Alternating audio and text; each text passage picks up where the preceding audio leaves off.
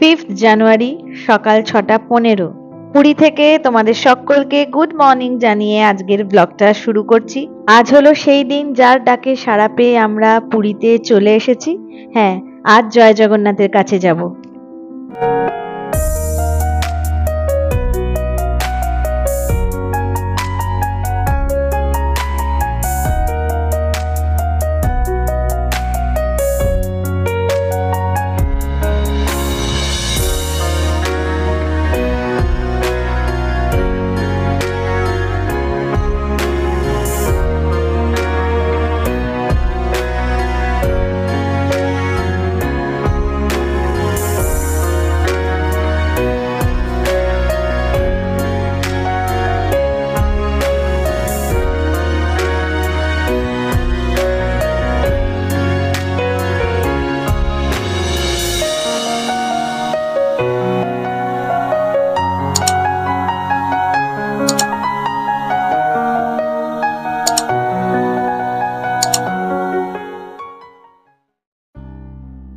সকাল এখন 7:15।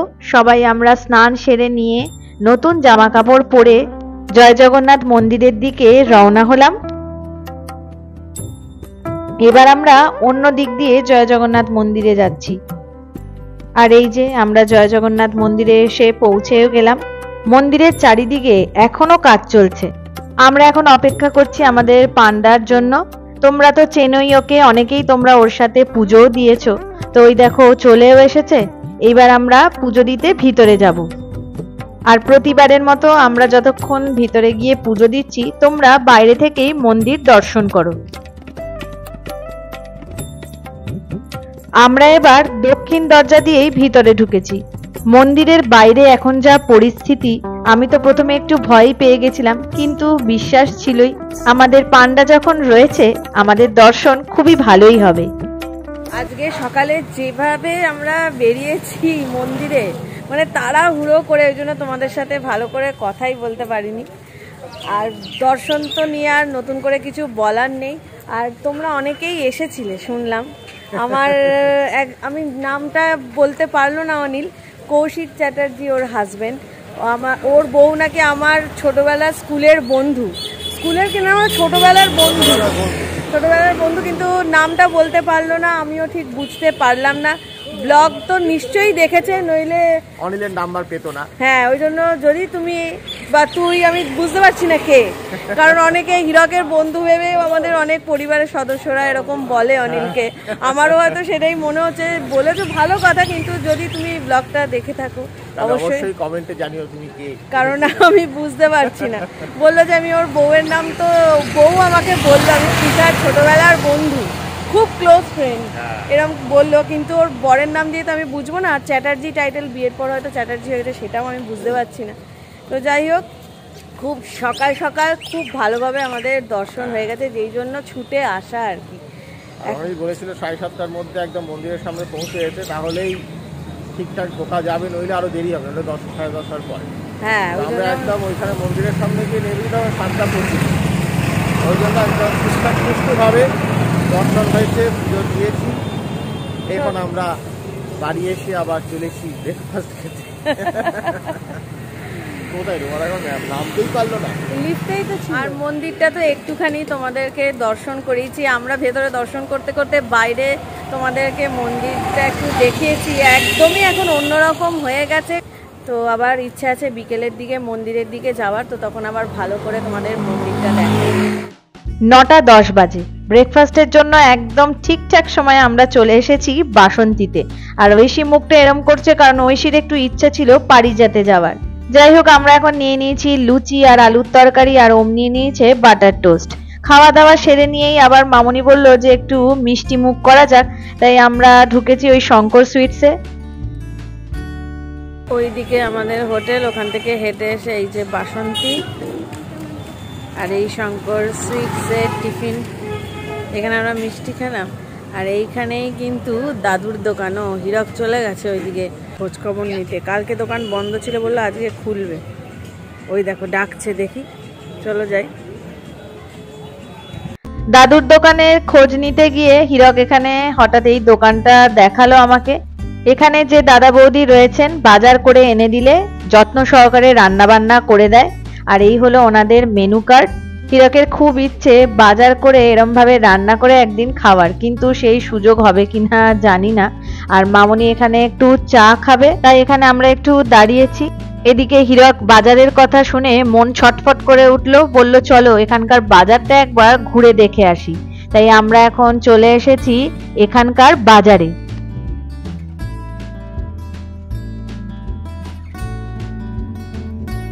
তবে শাকসবজির বাজারে ও ঘোরাঘুরি করবে না সেটা আমি জানি, ও এখন যাচ্ছে মাছের বাজারে।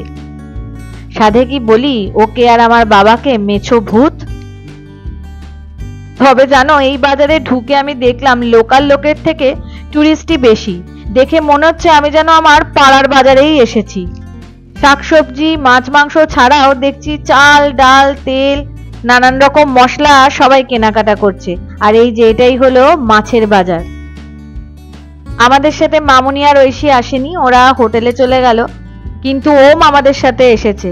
আমি তো ভেবেছিলাম ওম আসবে না, কারণ তোমরা জানোই ও মাছ একদমই পছন্দ করে না, কিন্তু ও মাছের বাজারটা একটু ঘুরে দেখতে এসেছে। আর এই দেখো এখানে চিংড়ি কাঁকড়া, আর এই চিংড়ি কাঁকড়া দেখে একটু নেওয়ার ইচ্ছে হলো। এই বাজারেও কিন্তু ভালোই ভিড়, তবে লোকাল লোক খুবই কম।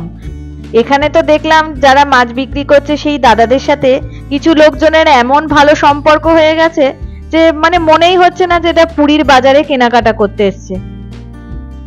এখানে জ্যান্ত ট্যাংরা পাবদা এই মাছগুলো রয়েছে। এছাড়াও দেখলাম শিঙি মাগুর পমফ্রেট শঙ্কর তোপসে ইলিশ, যেই রকম মাছের বাজারে হয় আর কি। তবে হ্যাঁ এই বাজারে কিন্তু বেশ ভালো কাঁকড়া পাওয়া যায়। চলো এবার ফিরতে হবে। ঐশী ওখানে আবার ওয়েট করছে আমাদের জন্য।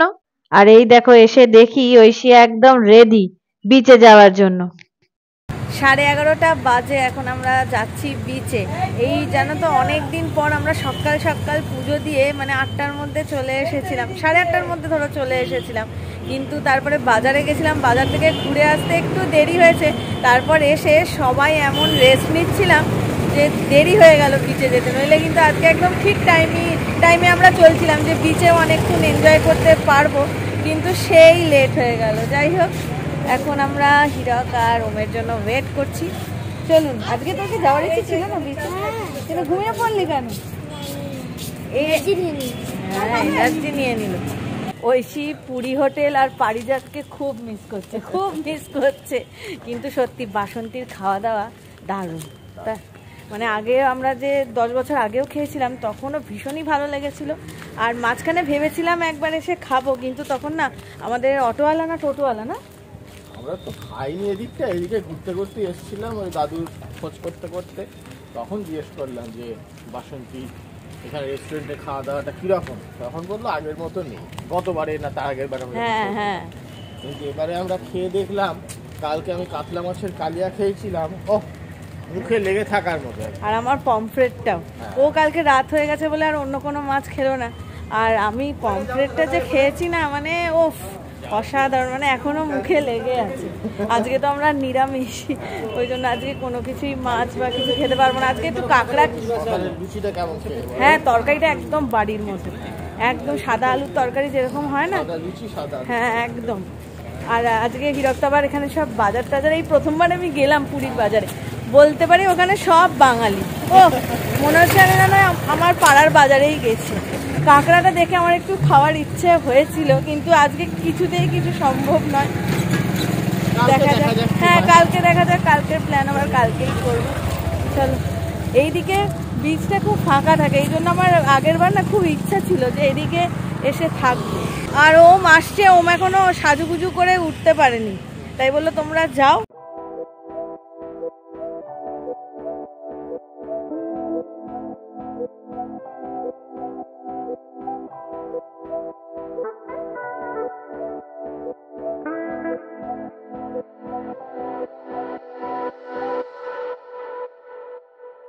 মামনি আর এখন বিচে আসলো না। আমি বলেছিলাম যে এসে ছাতার তলায় নয় বসবে কিছুক্ষণ, বললো না রোদ্দুরে আর এখন বেরোবো না, তো থাক মামনি পরেই আসবে।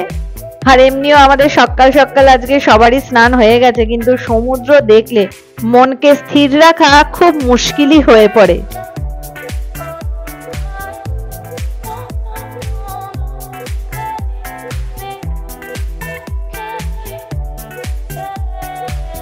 আগেরবার সমুদ্র স্নান নিয়ে আমার অনেক সাইলেন্ট ভিউয়াররা অনেক মন্তব্য করেছিল যে তোমরা খালি পা ভেজাও, তোমরা স্নান করো না। আরে সবকিছু কি ব্লগে দেখানো সম্ভব হয়? সবকিছু দেখাতে গেলে তো আর চারজনে মিলে আনন্দই হবে না, তাই যেটুকু দেখানো দরকার সেটুকুই দেখাই। ওমের জন্যই ওয়েট করছিলাম, আর ওই যে ওম চলে এসেছে। তবে আজকে আমি আর হিরক স্নান করছি না, ওম আর ঐশী করবে। আর সত্যি কথা বলতে জানুয়ারি মাসে কিন্তু সমুদ্রে সেরকম ঢেউ থাকে না, কিন্তু আগেরবার এপ্রিলে এসেছিলাম তখন কিন্তু ভালো ঢেউ পেয়েছিলাম, স্নান করে দারুণ মজা হয়েছিল। একটু পা ভিজোতে না ভিজোতেই ঐশীর বায়না ডাব খাবে। প্রতিবার যা যা করে সেগুলো ওকে করতেই হবে।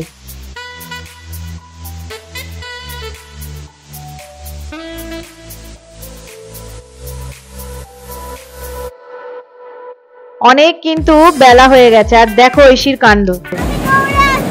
না দৌড়ে আসতে হবে না, 1 o'clock হয়ে গেছে, চলে এসো।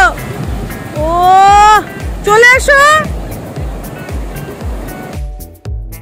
কিছুতেই আর সমুদ্র থেকে যেতে চাইছে না। ও বাবা, চলো চলো, 1 o'clock হয়ে গেছে, কিন্তু গিয়ে তোমাদের স্নান করতে হবে আবার।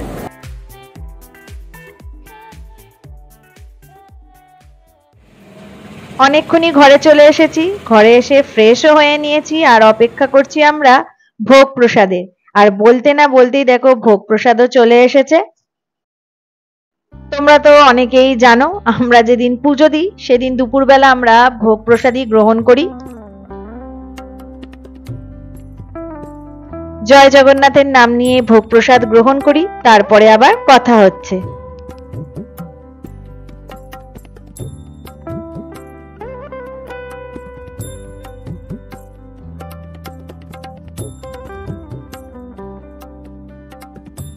বিকেল এখন 4:45। আমরা রওনা হয়ে গেছি মন্দিরের দিকে। আর মন্দিরে পৌঁছেই দেখি ধ্বজা পরিবর্তন হচ্ছে।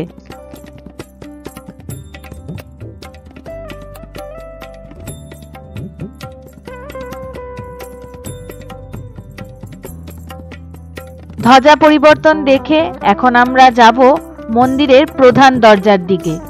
আর যেতে গিয়ে দেখি মন্দিরের আশেপাশের এই অবস্থা।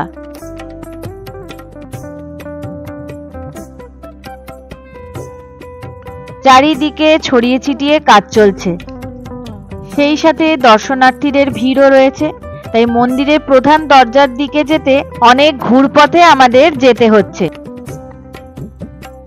এই আমরা এখন মন্দিরের উত্তর দরজার সামনে। উত্তর দরজার সোজাসুজি এই নারায়ণের মন্দির রয়েছে, আর এই মন্দিরের পাশ দিয়েই একটা রাস্তা করে দেওয়া হয়েছে যেখান দিয়ে সিংহ দরজার দিকে যাওয়া যাবে।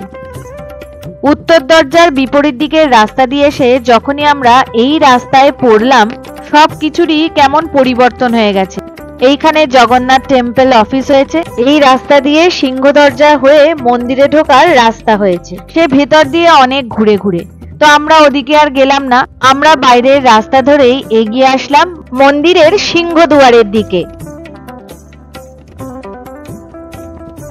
সিংহদুয়ারের সামনে এতটাই ভিড় যে বেশিক্ষণ আর দাঁড়াতেও পারলাম না। আমরা এখন এগিয়ে যাচ্ছি পদ্মিনী লজের দিকে, খাজা নিতে। আর খাজা নিতে যাওয়ার এই রাস্তায় কিন্তু অনেক মিষ্টির দোকান, যার মধ্যে এই ছানার কেক আমার চোখে পড়লো। আর এই দেখো ভুট্টার দোকানে এই ছোট্ট চন্দনা পাখির সাথে দেখা।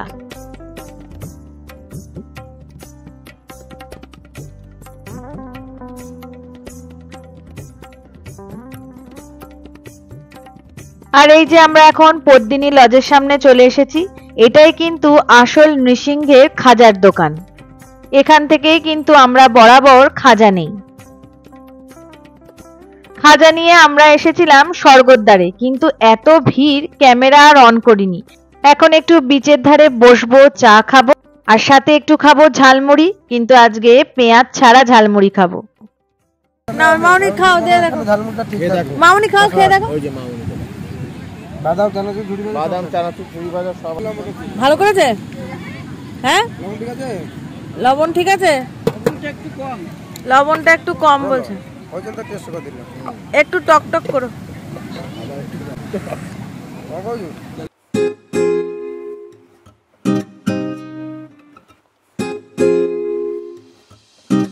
বিচে অনেকক্ষণ সময় কাটানোর পর রুমে এসে একটু ফ্রেশ হলাম। এখন বেজে গেছে 9:15।